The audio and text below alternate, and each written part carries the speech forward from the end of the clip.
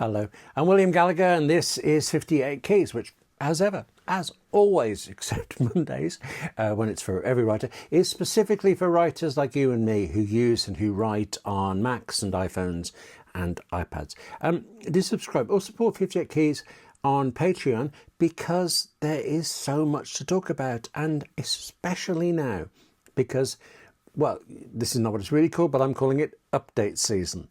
This is the time of the year, every year, when it seems that app developers bring out most of their biggest updates, the most changes, the most improvements. And, well, there's a reason. These updates come after Apple has done adding all of its annual new features. Well, usually. Anyway, Apple Intelligence is different. And so developers have caught up, and they can now press on with what they can make of those features, what they can add. It always means existing users get great new features in a tool that they rely on, and most of the time these new features are actually free. It also means that maybe the new features will tempt you to get an app, or at least the buzz around the new features. Maybe that could mean you starting to get to hear about an app for the first time, an app that becomes very useful to you. There are so many of these app updates now. I mean, some incredibly minor, but some incredibly welcome, and so many that I actually think maybe you and I need to come back to this topic daily, hourly. But for now, for this one, for today, let's focus on the Mac and how, well, we are writers, but we're writers who do all sorts of things. So I have 5 significant updates to just enthuse at you about. And they happen to be things that you can't really write with. You can't write in any of them. But they make using your Mac better. They make doing online searches probably better. And so ultimately what they do is they leave you more time to concentrate on your writing. I said 5. There is actually also a 6th update, which I was so excited about that the instant I read it was out, I actually ran to both of my Macs and my iPad too to get it. Yeah. Can't really claim that that one's a writing tool, but I'm going to have a very good go. I wonder what it could be. I'll tell you all of that at the end. So actually, if you get to it, you think, you can skip it if you need. Even if you don't count that one though, that 6th though, this is still quite a long list. So in fact, actually, here is a list of times that you can skip to, and I'll put a clickable version of that same list in the description so you can just jump to whatever it is. 6th is great. The thing is, right, if you've got an app that is updated, these updates could actually be thrilling. Is that just me? But then equally, if you don't have the app at all, well, what do you care? But some of these updates, like I say, they might be the thing. They might be enough that tempt you to try the apps. Plus, I wouldn't be mentioning them to you if I didn't think they could be useful. In fact, actually in this case, very useful. Let me just show you 5 Mac apps that have just had significant enough updates that you can hear my voice, that I am enthusiastic about all of them. And the 6th, which is just making me beam. Number 1, Hazel. Everybody, every Mac user should have Hazel. Hazel is a Mac-only app, and well, it does so much. I tell you, actually, just an example, it has done so much that many times now I've been in conversations where eventually one person, particularly a PC user who just doesn't happen to know, has eventually given up and said, I give in. Who is this wonderful Hazel woman? What Hazel does on the Mac is it just watches folders and it watches files, and then it does things. Example, for instance, I save my invoices to an invoice folder. Get that organized. But Hazel watches that folder. I save one to there, Hazel sees it, and it kicks off a shortcut and a keyboard maestro that creates an email to the client, attaches all that stuff. I mean, Hazel starts that off. Or actually, no, this might be easier to see without showing you. I used to create loads of images, I still do actually, but I'd save them all, and there could be 30, 40 images in any given week, and my image drop folder, as I call it, could very soon be clogged up. I mean, at one point I had several hundred images in there, but Hazel could keep an eye on that folder and, for one example, just automatically sort it out. It could create folders for, say, November 2024, and then move in all the images that were created in that month, pop them into the right place, just sort it out. What I tend to do now, though, is I just tell Hazel, if there's an image in this folder that's more than a day old, I don't care about it, delete it. And it does. That's all been in Hazel forever. What's new in well, there's a huge amount in the new Hazel version 6, but just let me pick a couple of highlights. Now, if Hazel does that, moves the file somewhere and you don't like it, you actually intended it to go somewhere else and something had gone wrong, you'd told it the wrong thing somewhere, well, you can now right click on that file, wherever it is in the Finder, and choose Hazel's new revert option. And the file will just move right back to where it was. Or there's this. Hazel's along with this amazing thing where it can look inside a document. So say it's a PDF invoice from your landlord. It can see that. It can go into the document, see landlord name, invoice, what month it is, whatever, and then use that information to rename the file to something intelligible and then automatically move it into a folder that you've specified. It's long been able to do that. Now it can even do that if the PDF is password protected. You have to give Hazel the password once, but it will then always just open it and deal with it for you. You do need Hazel. And when you've got Hazel, you will keep finding new uses for it. But then, also once you've got Hazel, you're going to forget that you've got it because, well, it just seems right, doesn't it? So normal that your images are saved or those images are deleted and your invoices are over here in a readable name and it's just done. Hazel costs $42 to buy new. This update is actually one of the ones that's significant, so it's a paid one, but if, like me, you have a previous version, you can update to it for $20. Have a guess how long it took me to update. Yeah, this is an odd one. I am enthused about this. It is a Mac app that I think could be useful for you, and I do recommend it, but I don't use it. It's Raycast, which is the latest in a type of app called a launcher. I mean, launcher is such a rubbish name, given all that this genre of app does, but I can't actually think of a better name for them. So, a launcher is just an app that makes it faster for you to find files, launch apps, search online, to just find anything on your Mac and get on with it. You're not looking excited. It might be because you've already used a launcher, in which case, A, you already know how great they are. I mean, you never go back from using a launcher on a Mac. But then I suppose there's also two, you've got your favourite one already. There are a few of these, but if you have a favourite, the long time the odds were it's Alfred 5, which I use constantly, or Launch Bar 6. Those were the two key ones. In every case, with those, with Raycast, with actually any of the launcher apps, what you do is you press a keystroke and they pop up a little bar for you to type in. It's like Spotlight. It's very much like Spotlight, but with more options. Many, many more options. That's what a launcher is. Raycast is a launcher. It's quite new to this field, this type, but it's very good. Here, for example, is me using Alfred to launch Raycast, which sometimes seems so wrong. But then I use Alfred for everything, so fingers just did it. One thing Alfred does not do is something that Raycast has just added in its latest update. Raycast now lets you jot down notes. So whatever you're doing on your Mac, you press a keystroke like Command Spacebar and you're in Raycast. When you're in Raycast, type Create Note and now, boom, you're off in Raycast Notes, jotting down anything you want, anything you need to make a quick note about. For free with Raycast, you can have 5 such notes. If you subscribe to the service, amongst other features, you also get unlimited notes. The free version of Raycast, I think, is actually a very generous free one, but you can also pay from $8 a month to get rather a lot more. If I weren't so wedded to Alfred, that's a sentence that needs context, isn't it? If I weren't such a heavy Alfred user, I would be using Raycast. So do definitely try it out.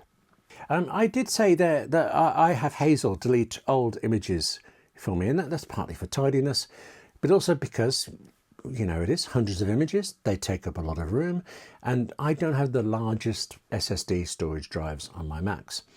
From time to time, though, mostly because I'm not, I've concentrated on the writing or then the illustrating, I've not stayed on top of everything that I'm saving or creating or even just downloading, I kind of run out of space. And then I can use CleanMyMac. This is an app that's now had an update that I think it revamps the name slightly, changes how it looks and adds things to how it works. What it's always done is go over your whole drive looking for things that can be deleted. So duplicate downloads, it's amazing how often that happens, but duplicate downloads as an example, or this is hard to explain, apps that ship with lots of languages built in, but you and I might only be using one, well, it'll get rid of the rest and reclaim that space. Not much, but it's reclaimable.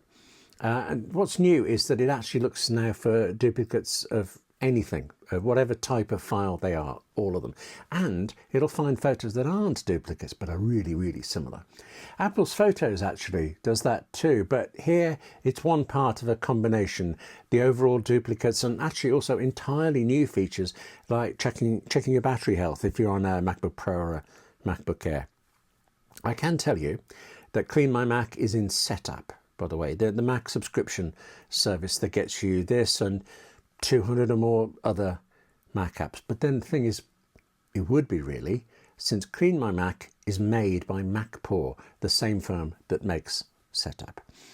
You can get a Setup subscription that includes CleanMyMac from $10 a month, but you can also just go straight ahead and buy CleanMyMac directly. One option is that there is an annual subscription that starts at $40 or £31, or you can buy it outright with a one-time fee that starts at $120 or £102. The price goes up depending on the number of Macs that you want to install it on. Default folder X. The only reason, the sole reason to not get the update to default folder X, if you're a Mac user, is that you don't already use the app. In which case, easy remedy, go buy the app. You know how I think sometimes you appreciate something when it's gone. Okay, default folder X, the way it's built, it has to burrow deep into macOS. So deep that every year when Apple does a major update to macOS, the developer of default folder X has to work quite hard to keep it functioning with the new version. And actually with macOS Sequoia, for me, I've been using macOS Sequoia since the earliest beta tests in, was it June, July or something? And during that period, there have been long patches when default folder X, through no fault of the developer, simply couldn't work. That is fixed now, but when it wasn't working, oh, did I miss it. There's actually a huge amount to love in this app, but let's do this. Before and after, one example. Before, that's Pages on the Mac, but it could be any Mac app at all. And I don't think this is a startling image to look at because it's the familiar old open dialog box you see everywhere. But then there's after. That's exactly the same app, but with default folder X running. Through it, you have quick access to favorite folders, to recent ones, to everything. And it's not like it's just, here's a list of recent folders. The Mac already does that for you. Instead, if you choose the list of recents and select a folder that has folders within it, you can go right into those and into those and into those. Or up towards the top there where it says computer. You can go from that to anywhere on your Mac, just instantly and so quickly. What's new in this latest update? Well, it's primarily actually now that it now works fully correctly with macOS Sequoia, which is a big thing and I'm very glad for it. But there are also other improvements, such as this one. I like this one. When you use default folder X to search for something, well, it looks for it, yeah, but it also takes into account how recently have you used a file, and it will nudge the recent ones towards the top of the list because they're the ones you want. Default folder X costs £40 or $40 to buy, and you can get an upgrade to an existing version like I have for $20. Yeah, now one that's perplexing me, it's Perplexity. A new and I think actually quite hurriedly updated Mac app that through which you can use the Perplexity.ai service. I switched from Google to the online version of Perplexity.ai many months ago now, chiefly because it was very good. That's not a bad reason to switch, but also because Perplexity vowed to be the ethical AI firm. Yeah, there's now a rather big question mark over that. And you know, I am as disappointed as if they had lied to me to my face. But it remains a useful service. In fact, actually, it remains more useful to me than Google is at the moment. So when the company released a Mac app, well, I just did it again. I looked around to see if anybody watching us, and I downloaded it. And then I downloaded the new update more recently. And while there are still issues with it, it's not perfect by any means. And actually, while I just, because of the ethical thing, I still can't make myself sign up for the Pro version to get more. I find I am using the free Perplexity Mac app a lot. And actually, especially since that hurried update. Perplexity's Mac app is clearly unfinished. I mean, for example, choose the help option and it goes, I don't know, And it comes with keyboard shortcuts. I didn't just nearly say the wrong word there, but I was tempted. I love a good keyboard shortcut. Being able to press a key and have something happen, fantastic. I mean, we're writing all the time, we're typing all the time. Plus, I grew up pressing Command S to save documents. Have a thought, Command S. In between words, Command. I couldn't do it. I love keyboard shortcuts. I'm really into them. But if I were an app developer, I would not release an app that has the same shortcut as something else big. And Perplexity has done exactly that. I mean, it did it, and then there's an update, and it's still doing it. If you are in Apple Mail, for example, and you may not happen to know this yet, but you want to send the email you've just written, you can just press Command-Shift-D. I presume it's D for deliver, something like that, and whoosh, off it goes. But if you have Perplexity's Mac app installed, well, your nice new urgent email is just going to stay stood sitting there, because Perplexity uses Command-Shift-D to start something like, is it voice commands? I mean, there is a D in voice commands, but you got to walk all the way to the end to find it. It'd never be the letter you'd remember, but that's the one they've set. And when the Perplexity Mac app first came out, well, you did get the option to change keyboard shortcuts, but only when you first installed the app and you had no idea that anything was going to conflict. At that point, there was no way to go and change them later. It was absolutely maddening. Now in the new update, when you find that a shortcut clashes with something big that you use like that, yeah, you still can't do anything about it, except unless you quit the Mac Perplexity app and restart it. And in that case, tucked away on the front title screen, there is this option to change shortcuts. I really think Perplexity, the app and the company, is trying to test how irritated can it be before I stop using it. Perplexity on the Mac is free, but there is a pro version that, well, does more, and that costs, well, actually this is really confusing. If you go through the Mac app, apparently you can pay in the UK £4, £20 or £200, and good luck figuring out what each one gets you. I'm sure there must be a difference. And actually that is it for 5 general Mac apps that I believe are good for us and Perplexity. There's also just this 6th one now, okay, just for me. This is the one that got me excited, and it is a bit niche. Final Cut Pro 11 for the Mac and Final Cut Pro 2.1 for the iPad. This is Apple's, well, it's one of Apple's 2 video editing softwares. There's also an iMovie, which, well, it's free on every Mac, iPhone and iPad, and actually also just got a little, at least a little update. Listen to you, I can hear me about to enthuse. What I suggest is, we'll end the video now, but I'm just going to sit here and keep talking about Final Cut Pro, okay? No reason for you to sit through this. Because if you don't use video editing, what would you possibly be interested in this for? And if you're using other video apps, you're not going to move to Final Cut Pro any more than I will ever move away from my beloved Final Cut Pro. But there are features in the new update that will make 58 keys videos better, I believe. There are also features, I mean, this is for me in writing time, that will speed up the process of making 58 keys videos. And that will leave me more time to write. Maybe I should downgrade. Can I still get the old version of Final? Anyway, truly, I got up one morning, blearily checked my iPhone, that doesn't scan, doesn't run. Read this, and I am running to my 2 Macs and my iPad to get this free and major update. Apps are like nothing else, are they? You buy them and they keep on getting better. Love it. Okay, listen, before I start talking for an estimated 5 hours straight about Final Cut Pro 11, let me say that this is it for this edition of the 58 Keys videos. Thank you very much for watching. Do remember the workshop videos on Mondays, and more urgently, more importantly, take care of yourself, okay? Write more, and I'll see you soon.